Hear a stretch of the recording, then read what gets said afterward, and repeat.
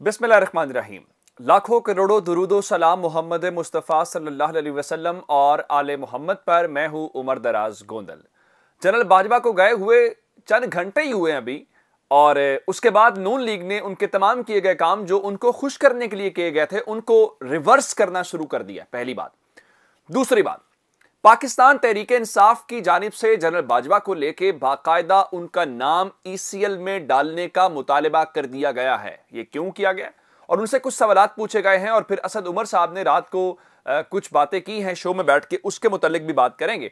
और सबसे important development जो है, हुकूमत इस वक्त बहुत परेशान है, और परेशान इस सूरत में भी है कि अब अंदाजा करें कि इन्होंने रात को एक हंगामी इजलास किया और ये जरदारी के निकलते भी तमाम लीडरशिप को बुला लिया शहबाज शरीफ ने, और उसके बाद एक कमेटी बनाई गई है। उस कमेटी के जिम्मे क्या कुछ लगाया गया उस हवाले से करते हैं। सारी बातें करने से पहले जरा नून लीग, चूंकि वो बहुत सेलिब्रेट कर रहे थे, बहुत कुछ था और सारे मामलात के ऊपर, तो उन्होंने वो काम करना शुरू कर दिए हैं। और मैंने आपको कहा था कि आप नून लीग के ऊपर एतमाद रखिए, वो सारे काम करते हैं और बाद में वो गले पड़ते हैं और उसके बाद चीखें मारते हैं। आपको याद होगा कि अक्टूबर के महीने में लाहौर के अंदर एक होटल के अंदर आसमा जहांगीर कॉन्फ्रेंस हुई थी।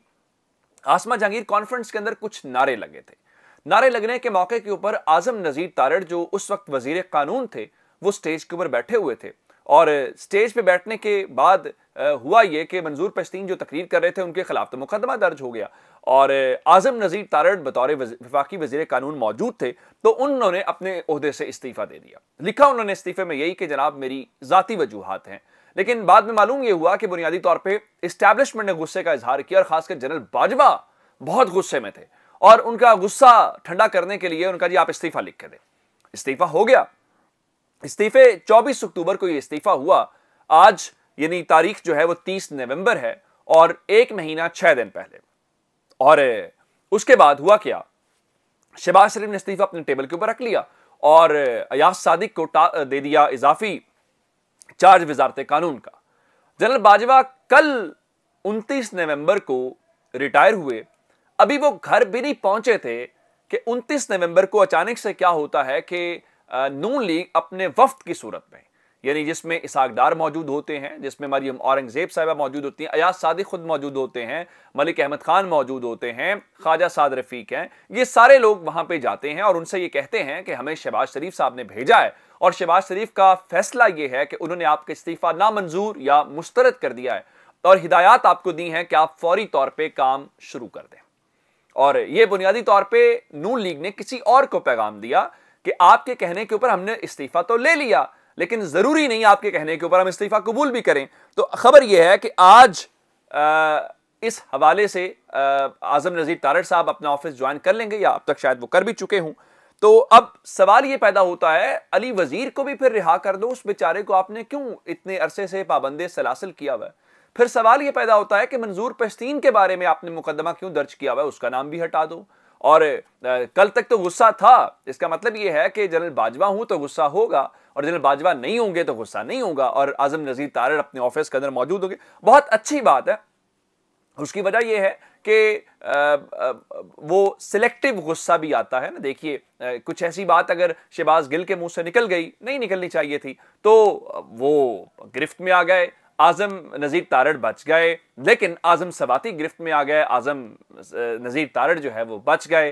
तारड़ और सवाती का फर्क है। अब आपके सामने सारी सूरत हाल ये वाली हो गई। अब इसके बाद यहां तक तो नून लीग की समझ आ गई। नून लीग के बाद अब पाकिस्तान तहरीक इंसाफ ने रात को असद उमर साहब ने काशिफ अब्बासी के शो में बैठ के बता दिया कि आपको एस्टैब्लिशमेंट न्यूट्रल नजर आती है, हमें तो एस्टैब्लिशमेंट न्यूट्रल नजर नहीं आती। जिसमें उन्होंने DGISI की प्रेस कॉन्फ्रेंस का हवाला दिया, जिसमें उन्होंने जनरल बाजवा की जो आखिरी तकरीर थी यौम शुहदा के मौके के ऊपर, उनका ये सारी एक पॉलिटिकल पार्टी के खिलाफ की गई हैं। बहुत सारी और वजूहात उन्होंने बताई, जिसका मतलब ये है कि ये सारी का सारा सिनेरियो। और फवाद चौधरी से पूछा गया कल एक शो के अंदर कि आपने पहले असम्बलियां क्यों नहीं तोड़ी, आप क्यों तोड़ते? उन्होंने कहा पहले इसकी वजह यह है कि उस वक्त की एस्टैब्लिशमेंट गवर्नमेंट के साथ ऑन पेज थी और उनके साथ शामिल थे, तो हमने कहा जरा चेंज हो जाए, अब नई एस्टैब्लिशमेंट से हम कर रहे हैं। और उसके बाद जो मैं आपके सामने एक और खबर रखना चाहता हूं, जो मैं कह रहा हूं कि नाम ECL में डालने का जो मुतालबा किया गया है, ये मुतालबा तहरीक इंसाफ और इमरान खान के करीबी रिश्तेदार ने किया।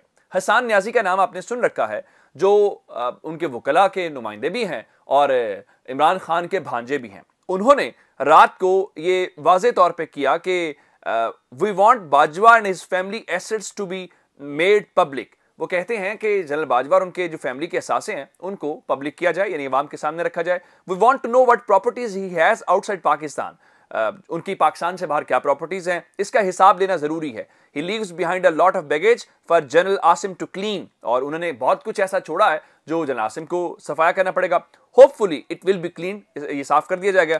First put Bajwa name on ECL। यौम निजात 29 नवंबर का हैशटैग इस्तेमाल करते हुए कल 4:03 के ऊपर यह ट्वीट हुआ था। इससे आप अंदाजा कर लें कि ये मामला किस तरह का है। जाहिर बात है, कमान की तब्दीली की हम बातें कर रहे हैं, तो कमान की तब्दीली पाकिस्तान के अंदर होने के बाद ये सारा का सारा है। अब जनरल बाजवा कहते हैं वो गुमनामी में जिंदगी गुजारना चाहते हैं, लेकिन मामला कुछ इस किस्म के हैं जो शायद उस तरह से गुमनामी के अंदर उनको नजर ना आए। अब मैं आपको, आपने कल पाकिस्तान के अंदर तकरीब देखी और मैं कल से ये सवाल उठा रहा हूं कि आपने मलाका वो केन जो छड़ी है उसके ऊपर भी, उसकी फजीलत के अंदर भी पैकेजेस देख लिए।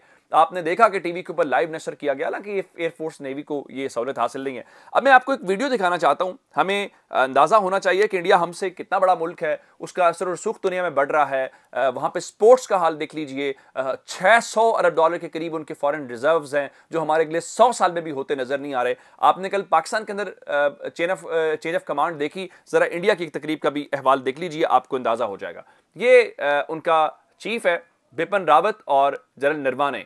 बिपिन रावत जो बाद में CDS के तौर पे एक हेलीकॉप्टर क्रैश के अंदर जिसकी जान चली गई, आप देख रहे हैं कि उसके ऑफिस के अंदर कोई इस किस्म की तकरीब नहीं है जिसमें कोई बहुत, हालांकि वो चाहते तो वो लाल किला के अंदर भी तकरीब कर सकते थे और टीवी के ऊपर नशर कर सकते थे, लेकिन ऐसा नहीं हुआ। बल्कि अपने ऑफिस के अंदर, अब उसने ये देखें कि बिपिन रावत अपनी सीट के ऊपर बैठा है, उस वक्त आउट गोइंग चीफ था और आने वाला जनरल नरवाने उसके साथ खड़ा हुआ है, जिसे आपको अंदाजा हो रहा होगा कि किस किस्म की अब तस्वीरें बन रही हैं। उसके बाद वो अपनी सीट छोड़ेगा और जनरल नरवाने जो है वो उस सीट के ऊपर बैठ जाएगा, यानी वो आर्मी चीफ बन जाएगा, ये जो आपको स्क्रीन पे नजर आ रहा है। और जो आउट गोइंग चीफ है वो भी बिल्कुल उसी तरह से उसके साथ खड़ा होगा और उसके ये स्टिक उसने हवाले की, उसके साथ बैठ के इस तरह से कमांड चेंज हो जाएगी। इस पे कौम का धेला भी नहीं लगा, ना टीवी के ऊपर दिखाने की हुई। इसीलिए आज इंडिया कभी भी नंबर 1 नहीं बन सकता और इंडिया शायद इसीलिए इतना गरीब मुल्क है और अल्लाह का शुक्र ये है कि हम इतने अमीर मुल्क हैं। ये बहुत सारी चीज़ें, ये एक सिंबॉलिक चीज़ मैंने आपको दिखाई कि तरजीहात में फ़र्क क्या है, मकाम वहाँ क्या है और यहाँ क्या है। अब आपको समझ आनी चाहिए कि हम इस नहज के ऊपर कैसे पहुँचे हैं। उसके बाद एक बात और सुन लीजिए कि रात को नून लीग बहुत परेशान थी और परेशान होने के बाद शहबाज शरीफ ने जैसे ही जरदारी से मिले तो हुकूमत कैसे बचानी है, बचाने के हवाले से क्या किया कि जरदारी के पास भी कोई तोड़ नहीं है, कार्ड तो सारे इमरान खान की जेब में। तो फौरी तौर पर उसने कमेटीज बना दी, एक कानूनी कमेटी है और एक सियासी कमेटी है। कानूनी कमेटी जो है वो आजम नजीर तारड़ के हवाले की गई और सियासी कमेटी राना सनावला, और उसमें ख्वाजा साद रफ़ीक अता, ये जो मरियम औरंगज़ेब है और इन ख्वाजा साद रफ़ीक, इनको उसके अंदर शामिल किया गया ताकि हुकूमत हमने कैसे बचानी है। लेकिन हुकूमत बचाने का मनसब फ़िलहाल इनके पास नहीं है, बल्कि वो सिप्तान खान जो हैं उनके पास गेम है और सिप्तान खान कह चुके हैं कि जो इमरान खान उनको कहेंगे वो करेंगे। राना सनावला रात को कहते नजर आए कि जी जारी सेशन में भी तहरीक अदम-ए-एतमाद जमा करवाई जा सकती है असेंबली सेक्रेटरीट में और एक नया इजलास स्पीकर बुलाने के ऊपर पाबंद होगा। लेकिन सिप्तान खान क्या कह रहे हैं वो जरा सुन लीजिए। से मुलाकात करने जा रहे हैं, तो क्या जो मौजूदा सेशन चल रहा है इसमें असेंबली डिसॉल्व हो सकती है और देखें जो भी होगा चेयरमैन के मुताबिक होगा। और दूसरी बात यह है कि जो सेशन चल रहा है इंशाल्लाह ऑपोजिशन की हसरतें दिल में रह जाएंगी, ना गवर्नर राज लग सकता है, ना नो कॉन्फिडेंस आ सकता है, क्योंकि हमने एडजर्न किया है, हमने प्रोरोग नहीं किया। जो स्पीकर का बुलाया हुआ सेशन है उसको स्पीकर ही कर सकता है प्रोरोग, जो गवर्नर का बुलाया हुआ है उसको गवर्नर कर सकते हैं। जैसे कि कौमी असेंबली का जो सेशन इन्होंने बुलाया हुआ है उसको आज तक इन्होंने एडजर्न कर रहे हैं, प्रोरोग नहीं कर रहे, तो इसी तरह हमारा भी चल रहा है। तो इंशाल्लाह बाकी चेयरमैन साहब जिस तरह कहेंगे वैसे ही। तो ये तो एक आईनी बहरान नहीं है जो पहले पंजाब असेंबली में चल रहा है, गवर्नर का भी इजलास है और आपका बुलाया हुआ भी इजलास। अब इससे आपको अंदाजा होगा सूरत हाल की, लेकिन इजाजत एक और खबर ले लीजिए। नैब ने शहबाज शरीफ की 2 मुकदमात के अंदर जो उनके खिलाफ इंक्वायरी हो रही थी बंद कर दिया है। बताया सबूत नहीं मिलेंगे, अब सिर्फ सबूत इमरान खान के खिलाफ इस मुल्क में मिल सकते हैं। अपना बहुत सारा ख्याल रखिएगा। खुदा हाफिज।